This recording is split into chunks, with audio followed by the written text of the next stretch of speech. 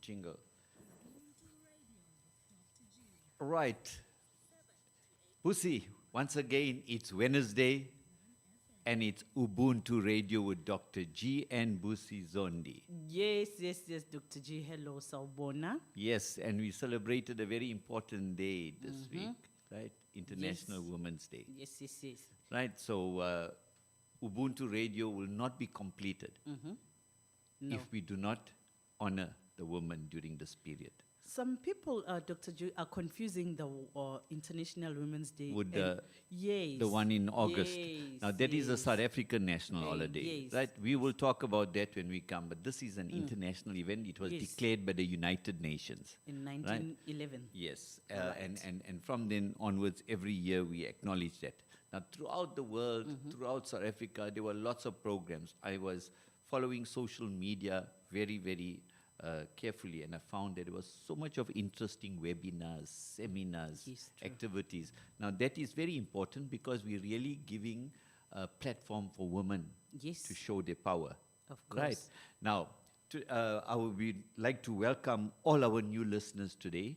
There's a number of listeners, followers of our interviewees, right, that we have, special interviewers. So we'd like to welcome all those people from Imperial Logistics, right, a major company that's making a very big inroads in the logistics industry. We'd like to welcome the management and staff of Imperial Logistics for tuning in today, Yes. right? Don't worry, you're getting free advert here. right. We're diverting from our normal schedule, but we're giving you free advertising. Yes, right? yes. So we welcome you, and we welcome everybody else from all over the world. We can see there's lots of people from different parts of the world that are tuned in, from India, Malaysia, Singapore, Australia. Very interesting. Amlazi, Lamontville. We welcome you. Right. We welcome you. and Welcome thank you. everybody. Thank you so much for listening in, tuning in. Yes, we have a very special program. But I think we'll start off with a song for women. All right. Right, we will start off a song for women. Number 2. Right, go for it.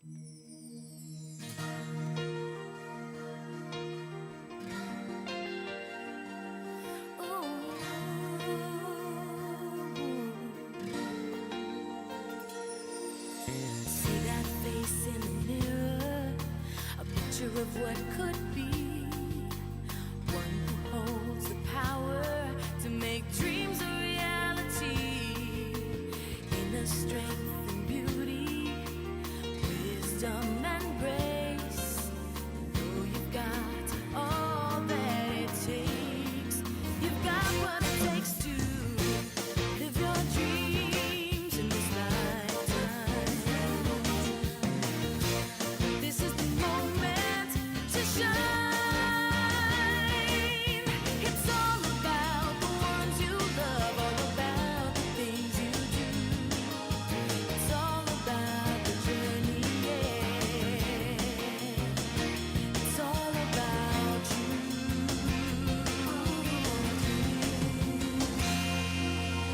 It's all about your wishes. It's all about your time. It's all about the things you've become in your life. You know the stuff you're made of. You know you're on your way.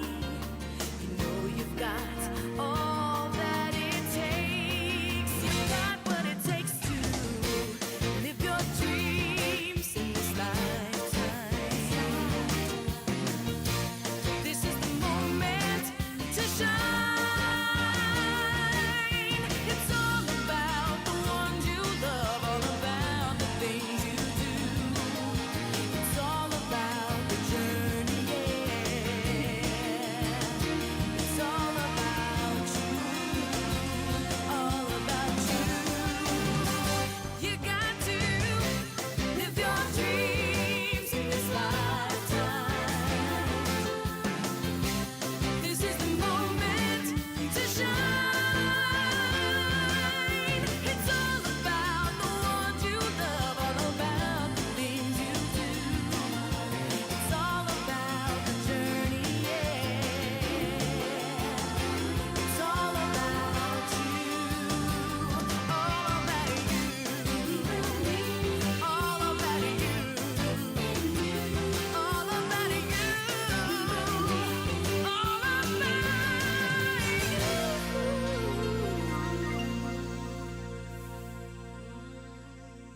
right, what a lovely song to introduce our program, Busi. Yes, song for It's all women. about you. Yes, it's all about women, and it's all about what we're going to be discussing here today. Right, we have, as I told you, two very interesting interviews. Without much further ado, we'll introduce you to the first interview. We have a very, very interesting, colorful, young, dynamic personality by the name of Isha Mansingh. Now, she's going to be our first candidate. Right, go for it.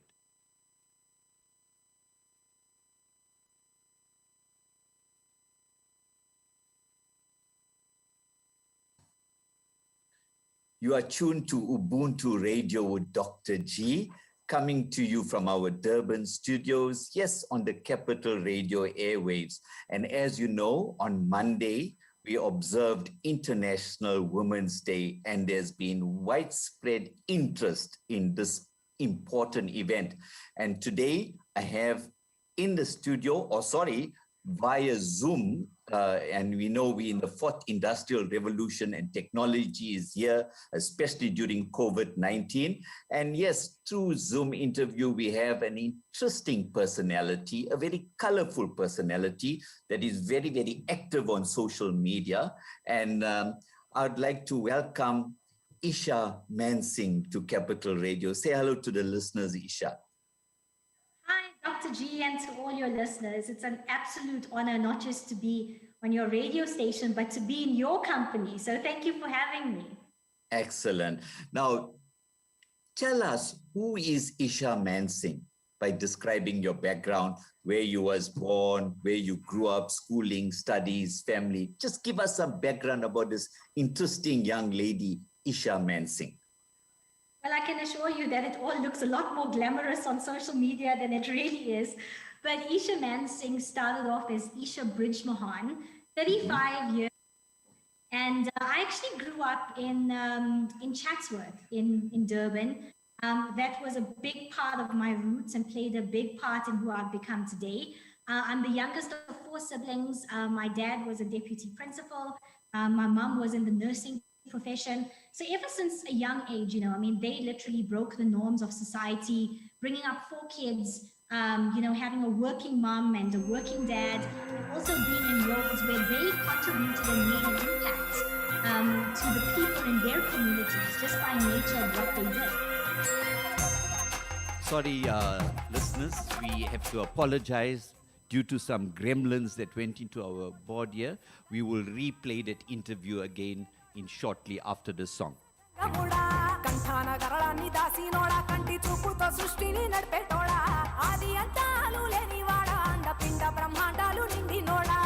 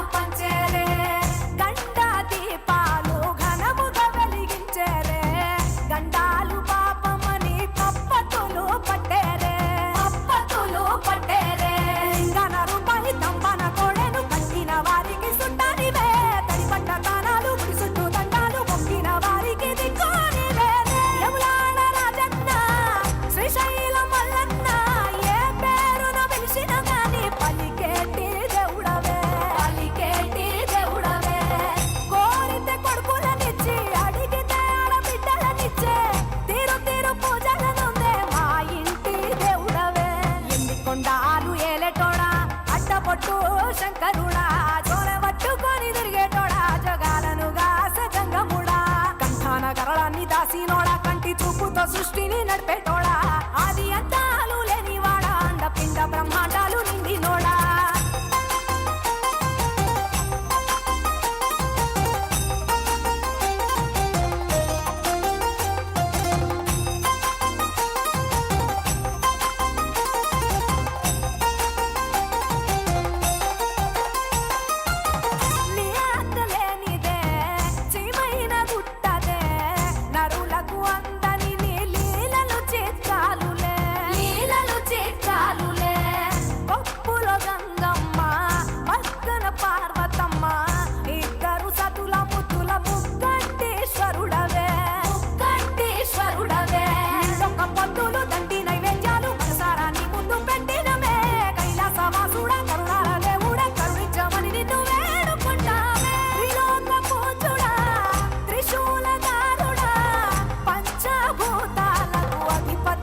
We are trying now, and I hope we got it right this time. Okay, we're going to try once more, and then we'll get this right. Thank you, listeners.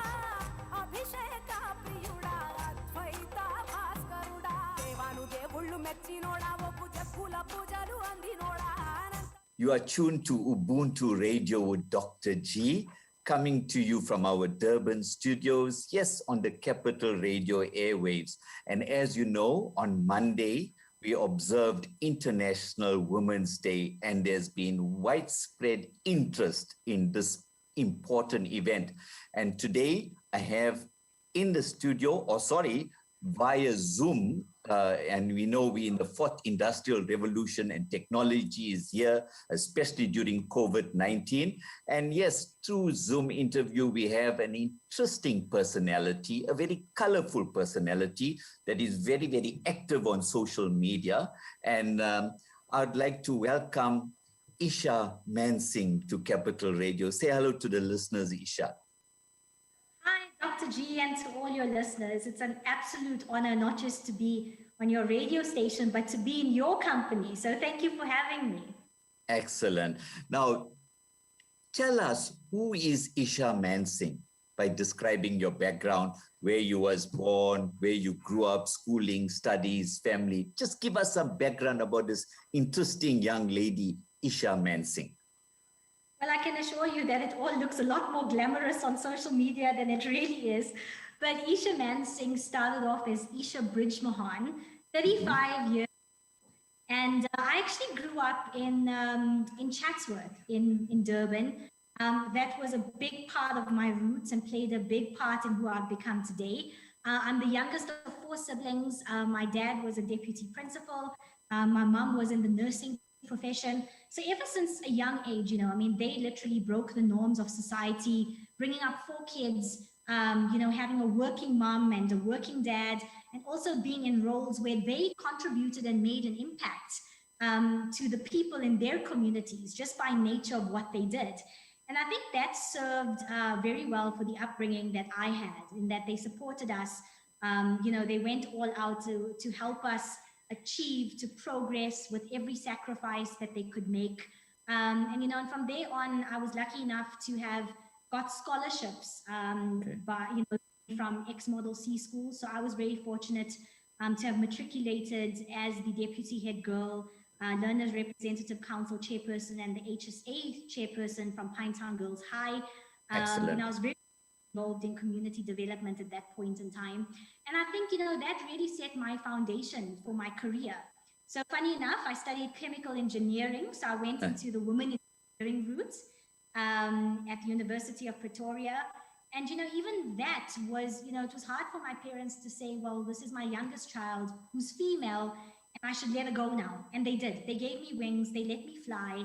And, since chemical engineering, I went into journalism.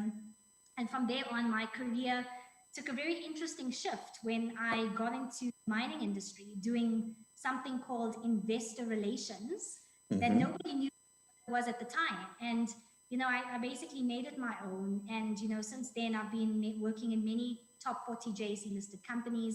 And 6 years ago, I was fortunate to change industries and start my now budding career at Imperial.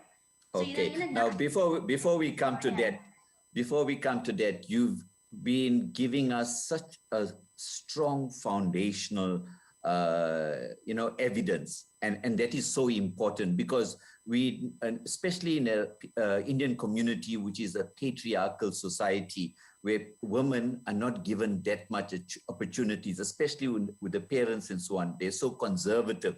But I'm glad that you mentioned that your parents have given you that freedom of opportunities, and you've taken that with full interest, and you have now developed yourself into a very, very successful woman. Now, let us look at now, you've given us a very, very good background about your schooling and your leadership positions in school, and that groomed you for your future life, I suppose.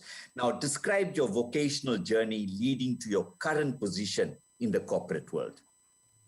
Yeah, sure. So, as I mentioned, it started off with chemical engineering. But my passion was always for writing and communicating and going out there and making a difference. So from a career choice perspective, I then went into journalism, won a few awards, with some stories that made headlines at that point in time. And from there on, I decided to progress into the financial communication space.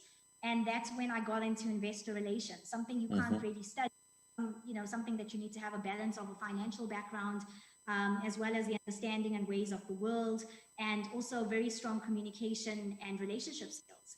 And, to get straight into the mining sector and to some of the leading mining companies where I worked for about 8 years.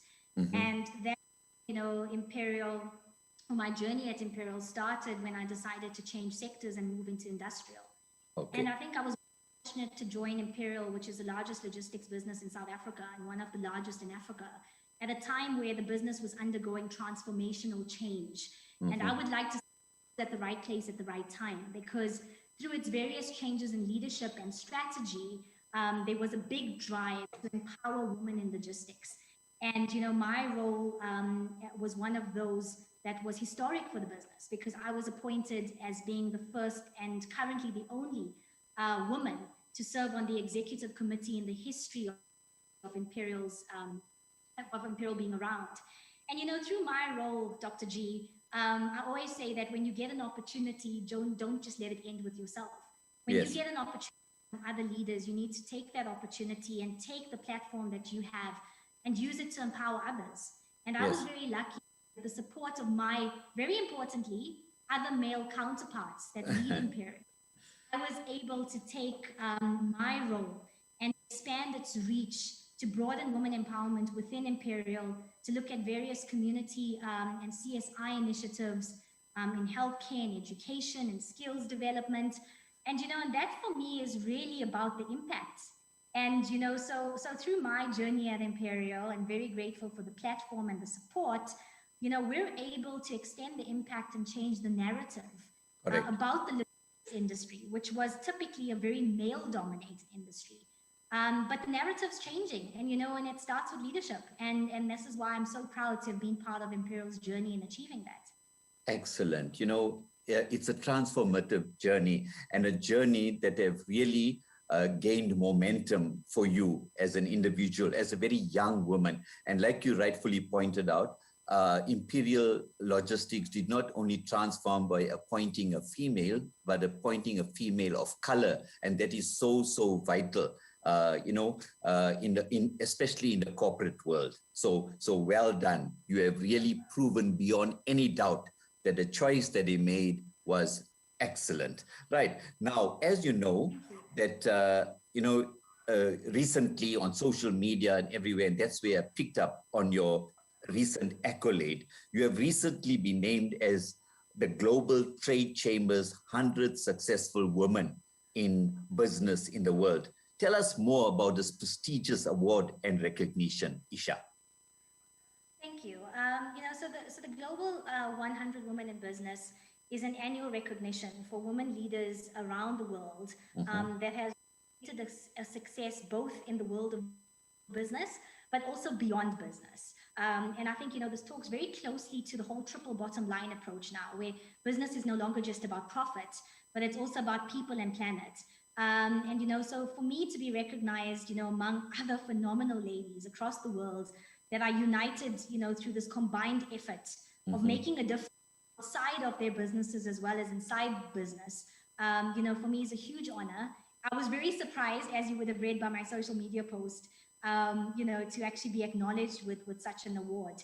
And I think, what this really is a culmination of many people who have been part of my journey, motivating me to be the success story that I am.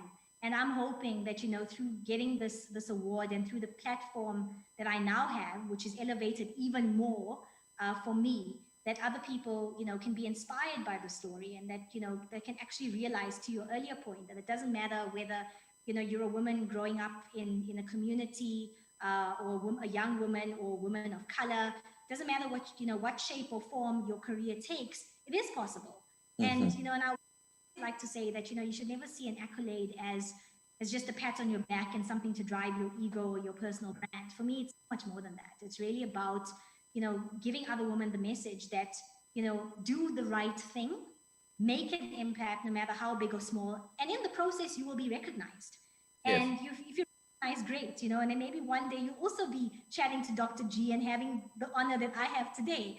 But for me, really the awards are secondary. It's around what we can do with those platforms that now becomes the consideration for me to take forward.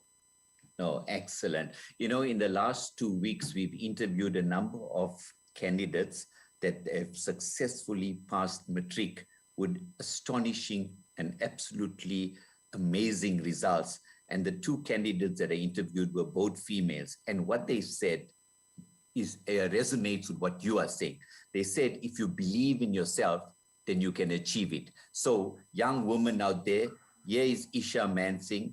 She has done exceptionally well in the corporate sector. She's been recognized now with an award that's going to motivate her to do much more in this sector as well as in the community sector. So well done, Isha. Now, on Monday, we observed International Women's Day, right? It was declared by the United Nations many years ago in order to showcase the important role that women play in society. I would like to share this quote here. The strength of a woman is not measured by the impact that all the hardships in life had on her, but the strength of a woman is measured by the extent of a refusal to allow those hardships to dictate her and who she becomes. And that is very, very, profound. And now, tell the listeners, Isha, why is International Women's Day or any other day that are dedicated to women, why is it important?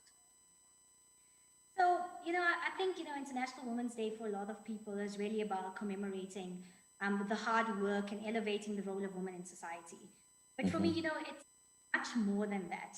For me, it's really about, women taking a stand against very other pertinent issues and challenges, to talk directly to your quote, that women have constantly faced over the years.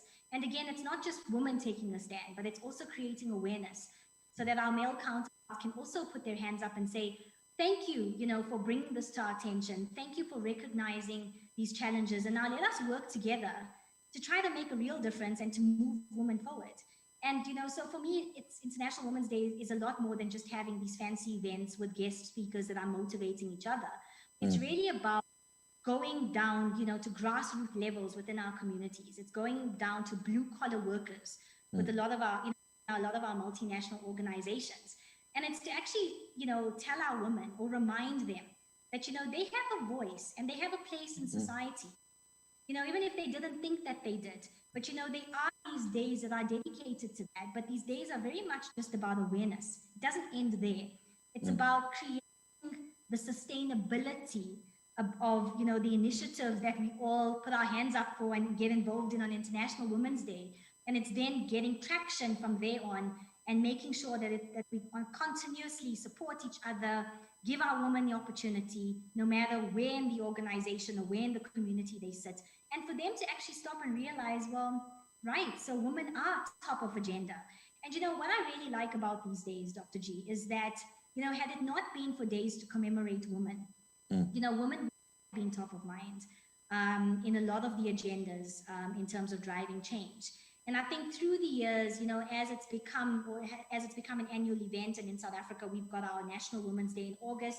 I think it's really just about the awareness to make everyone that women have a role to play on any agenda, and that we shouldn't forget that. Yeah, and you know what is amazing, and thanks to social media, the whole day today, I've been reading quotations and I've been reading good stories about women, and everybody, the young and the not too young, they're all talking about International Women's Day. Now, this awareness is great because it makes us realize, right, as men, that women have a formidable role to play in society. Give them that opportunities. Where Isha Mansingh, for example, had those opportunities, she's taken it with full throttle and she's made a name for herself. Because why? She wanted to prove that women play an important role. But now you did, touch on it a little bit during your discussion. But do you think that enough is being done to acknowledge the important role of women in society, both from government as well as the corporate world? And if you think that's not enough, what can be done, Isha? Yeah, sure. So look, I think we've come a long way. Okay, I think if you look back 5 years ago, I think we were on the journey, and it's not it's not a switch that we can switch overnight and hope for an equal world. So I have to take hats off to to corporates and to organizations, and even just to the men in our households. Because I definitely this was a fundamental culture and mindset shift to start acknowledging that the role of the woman is just so much more than one many of us grew up to believe it was.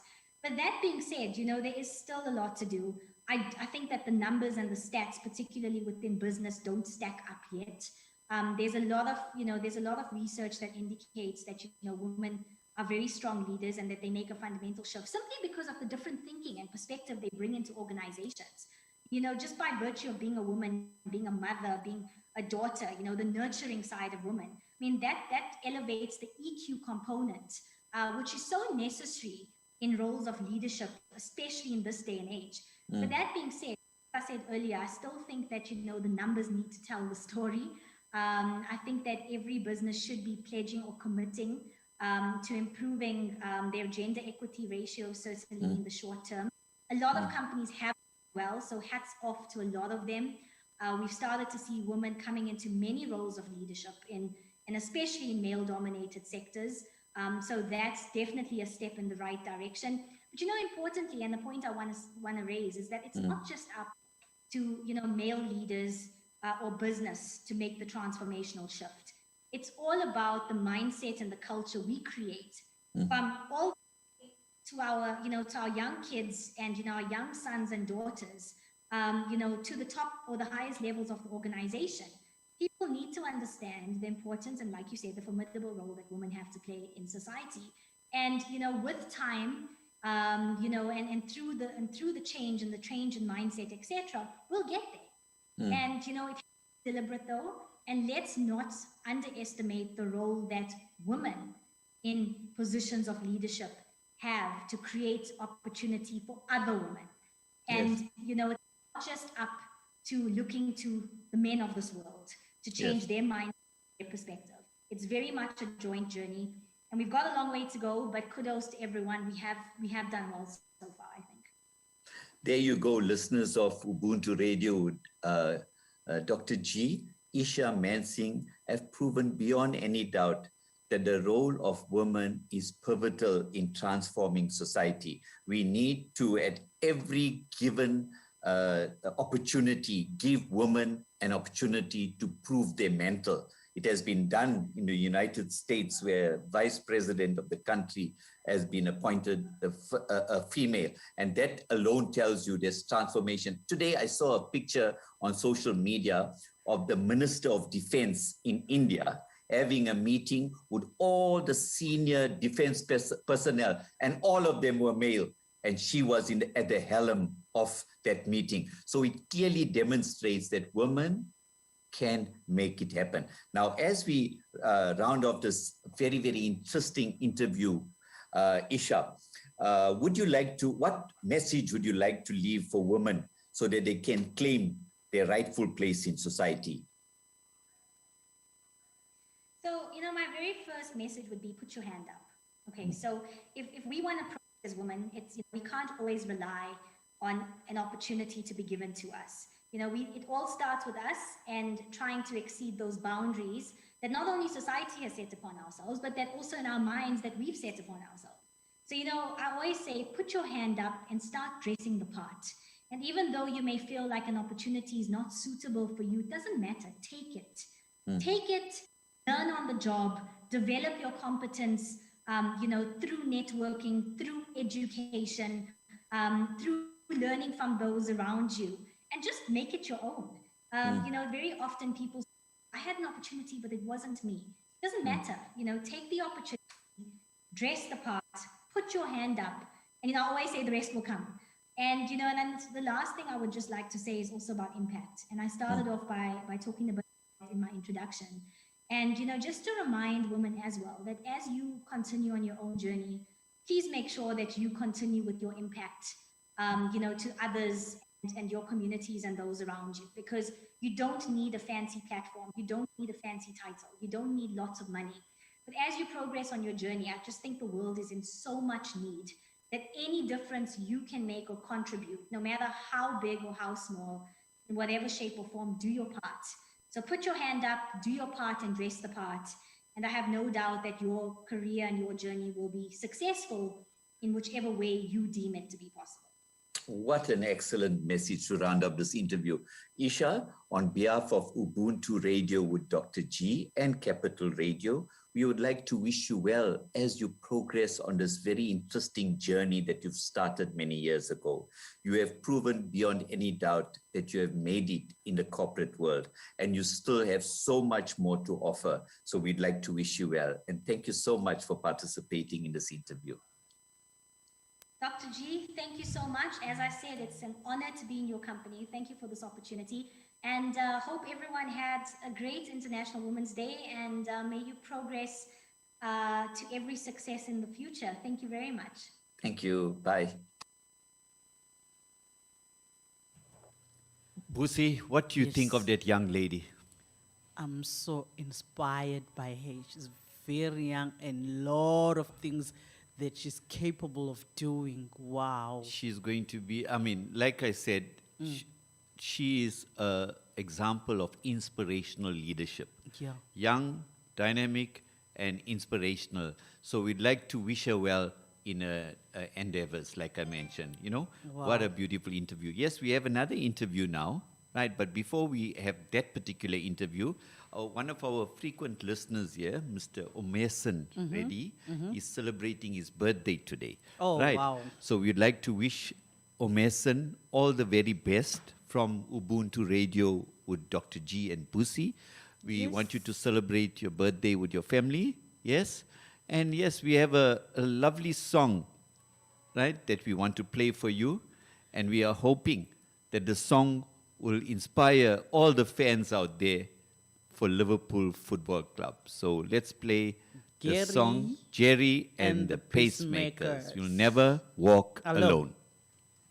When you walk through a storm, hold your head up high and don't be afraid of the dark. At the end of a storm, there's a golden sky and the sweet silver song of the lark.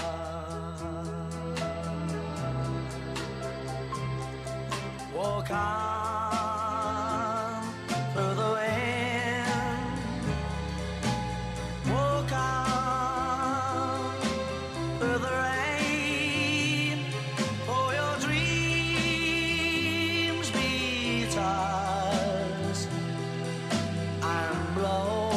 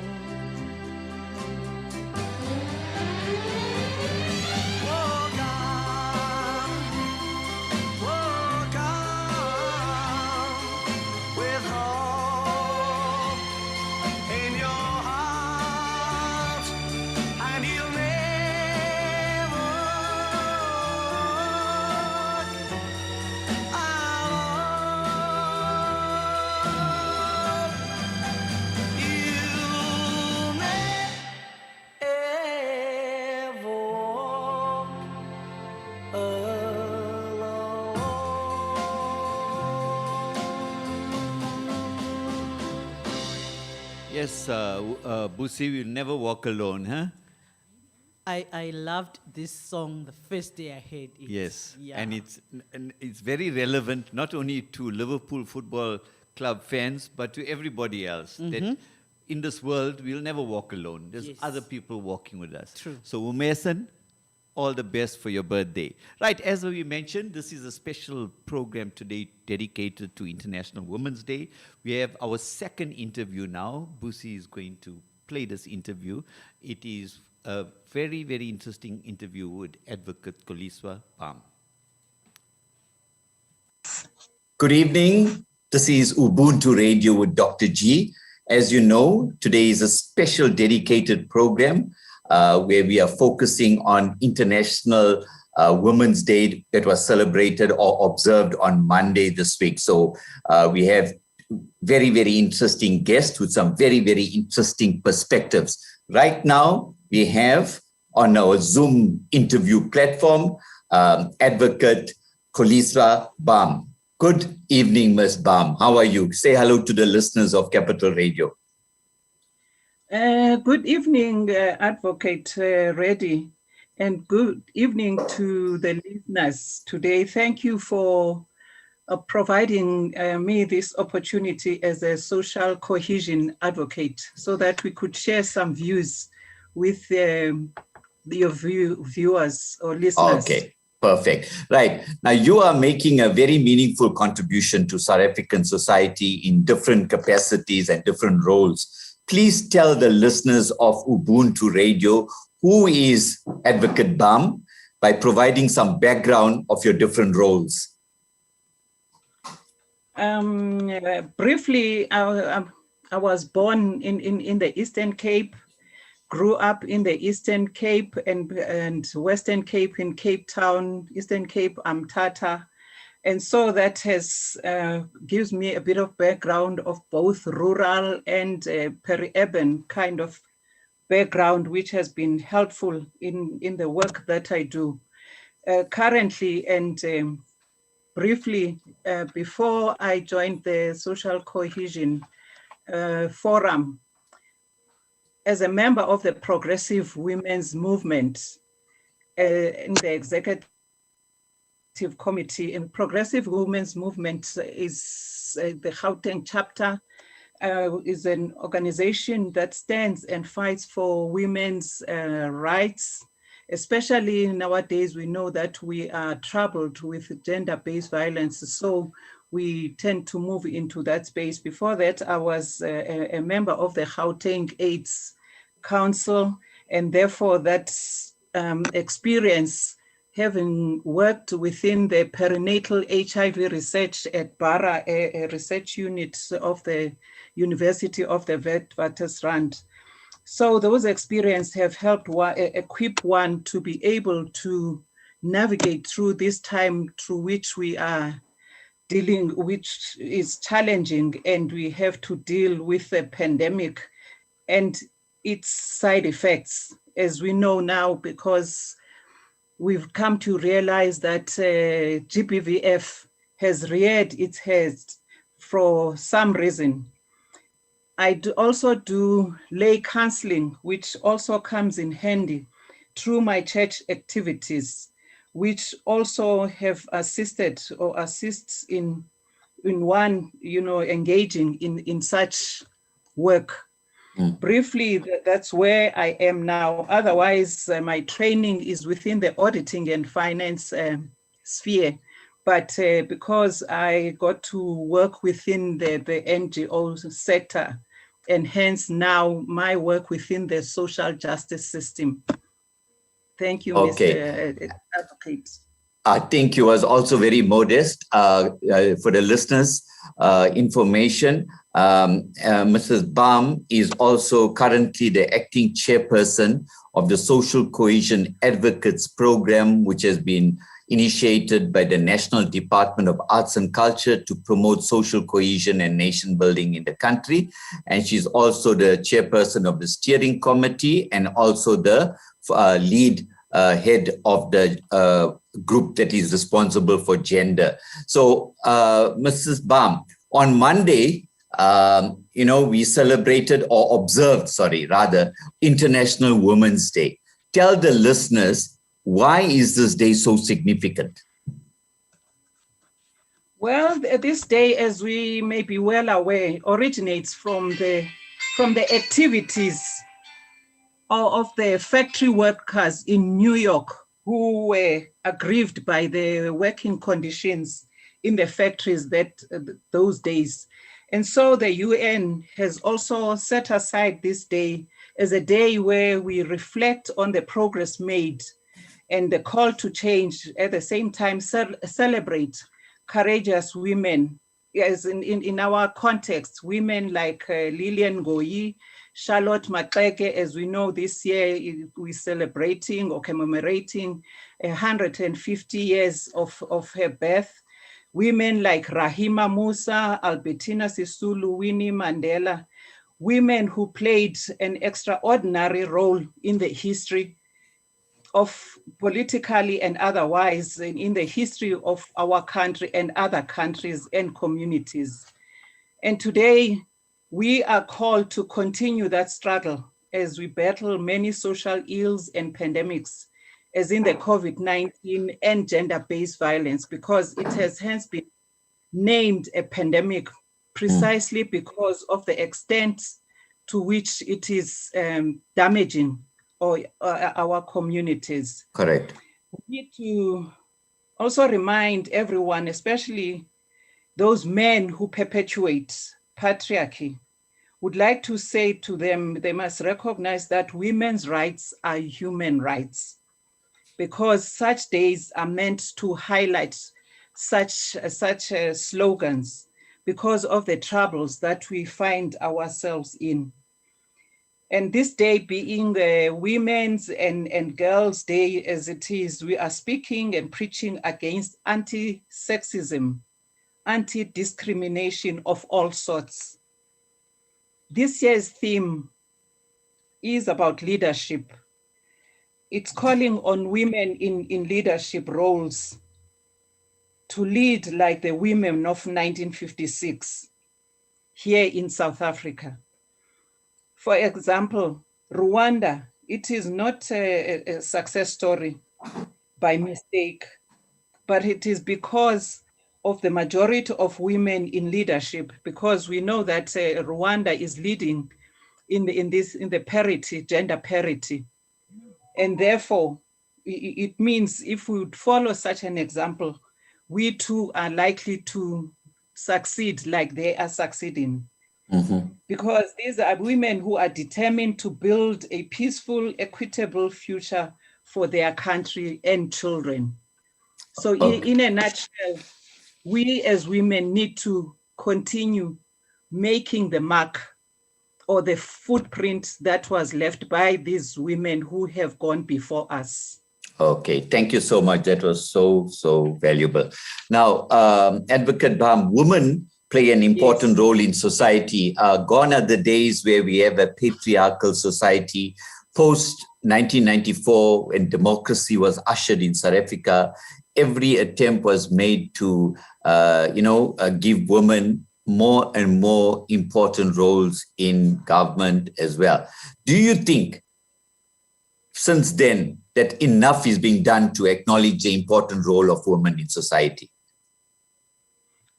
Well, this is a yes and no, Advocate. But if I may start this way and say that, yes, I think a lot is being done to put women in their pedestal. Mm-hmm. That is where they should be. But more still needs to happen. I'm using the word happen specifically because it means there needs to be some change that needs to happen drastically. Government has been consistent in recognizing contributions of women like Charlotte Maxeke and others, but somewhere, somehow, within our communities, in our homes especially, women are not given the respect and protection they deserve. Mm-hmm. No woman nowadays, no woman dares to walk by herself in the middle of the night around her own community and environment without making or being attacked, let alone being raped. Hence the question, what has gone wrong with our society? Where is our self-respect? Our social fiber, our social structure is damaged or broken, as one can put it that way. Especially with COVID-19 exposing such damage, as such eroding some of the gains that have been made or achieved against gender-based violence. And so to some extent, yes, some gains have been made, but unfortunately, you know, COVID-19 is just something that was not expected, but it has exposed us to other elements, the ugly side, very ugly side of gender-based violence, which we think we were not aware of. You know, it was as if it was mushrooming somewhere, and then it just waited for the level 5 and level 4, you know, a lockdown for it to burst open into the open. And that should say a lot to us. Be that as it may, empowerment of women as backbones of many of these homes has to be fast-tracked in any case. The National Strategic Plan speaks to such empowerment and through the economic emancipation and fight against poverty and the creation of equal opportunities. Because this is saying forward ever, backward never. In the struggle of women. No, thanks. Now, both government and the corporate sector have an important role to play in addressing societal issues specifically related to gender matters. How can we strengthen the relationship between the government and the corporate sector? What should we do to strengthen this relationship? Well, corporate and government, in my view, and it's obvious, in fact, even in the fund that has just been gender-based funding that has just been established through the presidency, it means there's a strong bond that is developing between government and the corporate. And in a nutshell, they are working together, and their working together is crucial precisely because of the resources that are needed to drive these gender-based violence programs that we envisage. And for instance, economic empowerment that we're talking about cannot happen without the involvement of corporate or the private sector. Same as the creation of employment and job opportunities. Government is only an enabler in these things, though by enacted through its action is only by enacting the relevant policies and the legislation. Corporate should therefore keep assisting or give the necessary assistance in the implementation of such, especially in addressing the disparities and the salary parities or gender salary parities that are very observable and that have been spoken about. Corporate is key because it is the employer of choice. Government does employ, but as we know for now, in fact, it is government who has been, you know, good at promoting women, employing more, putting more women in senior position, more than it is with the private sector. Many of these boards, you know, still do not address the equity or show the equity that we need to be happening or to be visible, to make sure that there is progress. Women are being are promoted to relevant leadership positions within these private companies, even though you know, many have been there for many, many years, but somehow there is a ceiling that needs to be broken No, great. to make sure that women, you know, as they say, the glass ceiling that needs to be broken in South Africa, especially, to make sure that women take their rightful place in the private sector too. Because Yes. that's where women, I mean, the factory women, women working in the factories, you know, that is private sector. Correct. That's where they start and grow up within those that sphere. And then somewhere, somehow, it looks like, you know, there's a glass ceiling That where needs to be they broken. are not able, you know, to realize their dreams, because many dream of being directors within that sector, but far and few, you know, make it No, great. to that level. No, excellent. No, I think that's a very, very important perspective. And recently with COVID-19, when the president first announced the lockdown in March last year, about 1 year from now, he opened up a fund where he encouraged private sector to contribute towards that fund so that we can address Sure. this national calamity.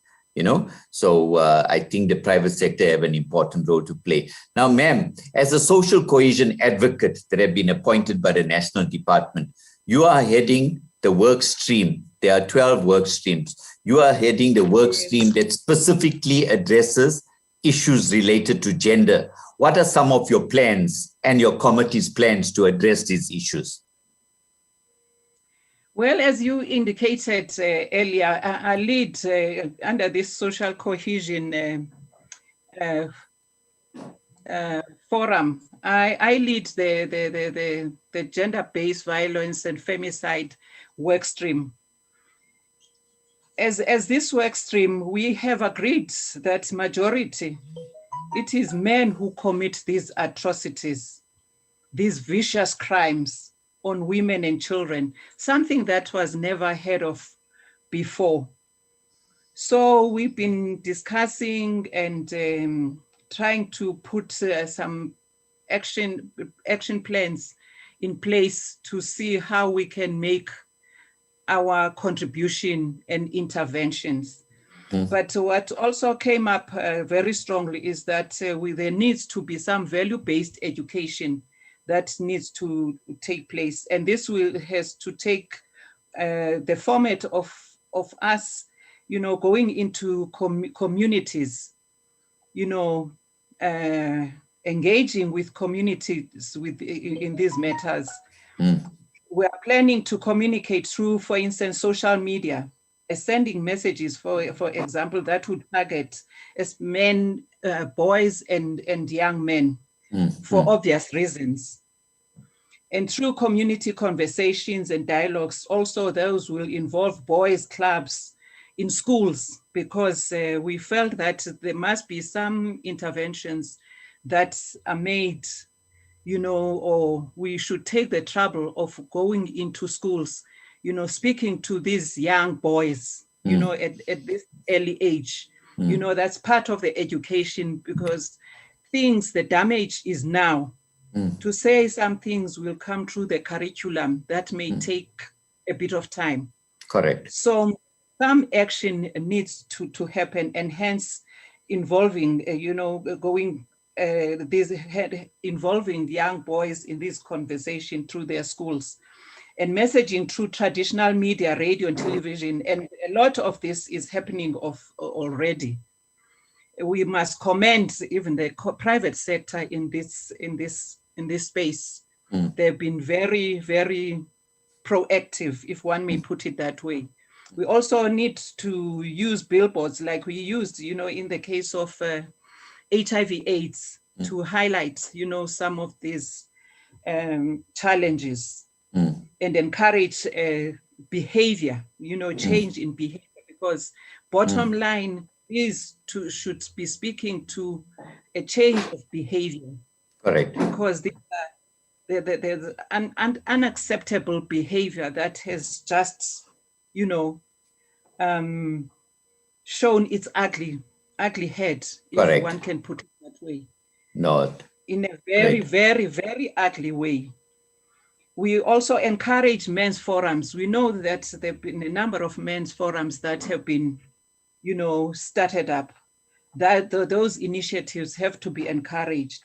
It's happening in a number of communities, and it needs to happen in the workplace, so as to allow men to discuss their issues where they can find themselves and therefore change from inside out, speaking as men.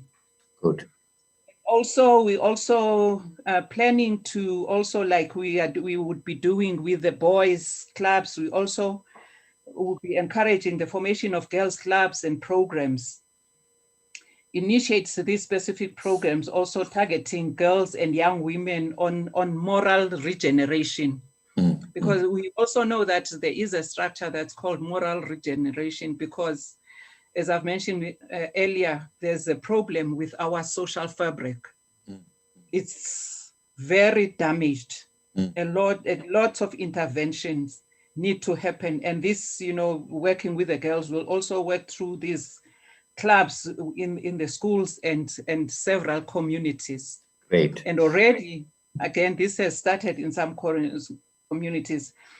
Last but not least, we also encourage counseling sessions for aggrieved partners, because GBVF, emanates itself amongst two people in the majority of instances, people who are lovers and at one point or another turn against one another in a very ugly way. Correct. And therefore, we would like to encourage that when people sense that, realize that, they have problems, they must go seek support.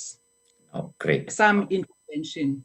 Institutions like FAMSA, even churches, even the police stations, through their social workers, do offer such services. And we think that this is paramount at this point in time, because we know that, and we're hearing that a lot of illnesses and side effects like mental illness and because of the COVID-19, people are going to be needing a lot of psychosocial support.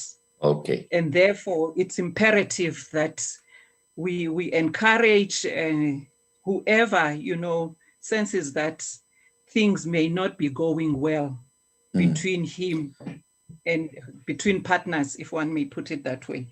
Excellent. You've provided such an interesting plan of action, and I'm convinced for those that are listening now, especially the corporate sector, people that are involved with the corporate sector, that can come on board and assist the department through its social cohesion advocates program to realize these objectives, because they are very, very important plans. So we need to do that.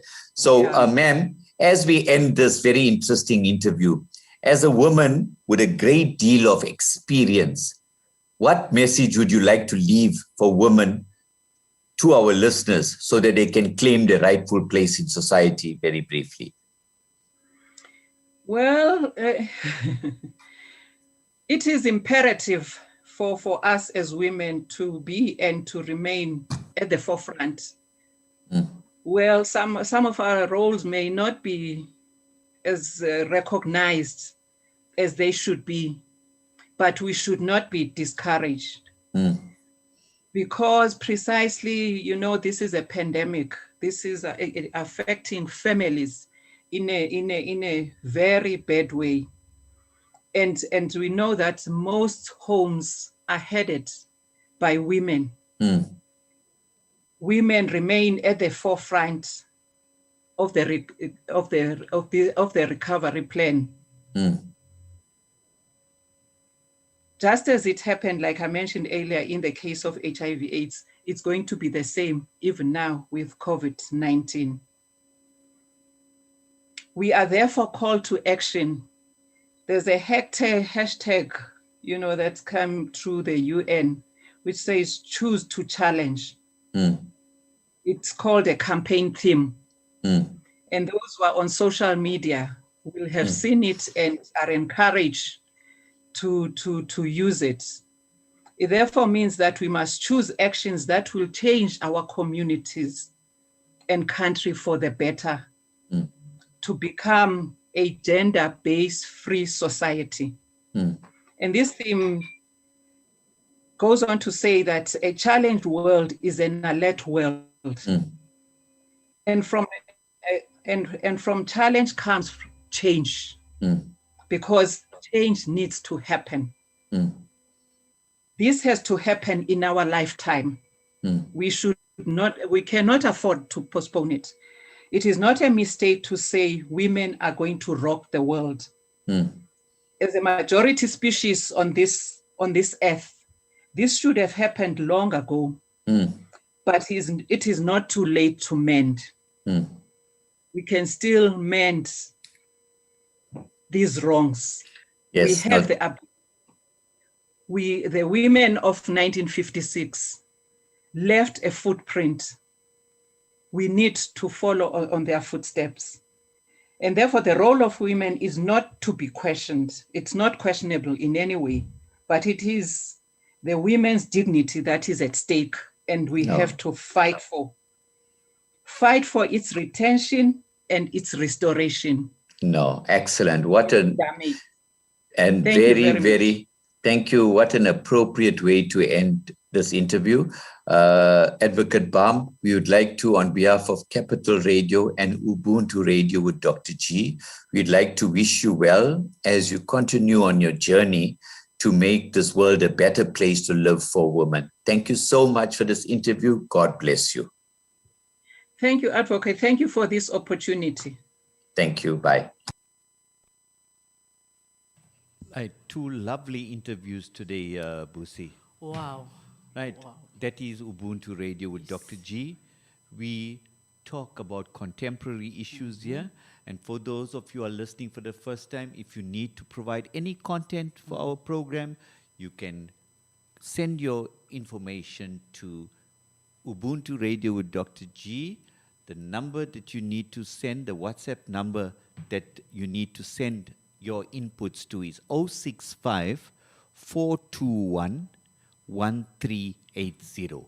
And we will be sure look at it so that we can develop our program going forward. What a show. Right. What a show. I A hope bumper filled. yes, I hope everybody is happy. I'm also happy and I'm also inspired. Right, and we're going to end of today's program. We apologize for going above yeah. time, but we had some technical difficulties in the beginning. But we'd like to thank all our listeners that listened in to this interview today. We really appreciate. We'd like to end off with the song, Women's Day Special Song. Thank you. See you next week.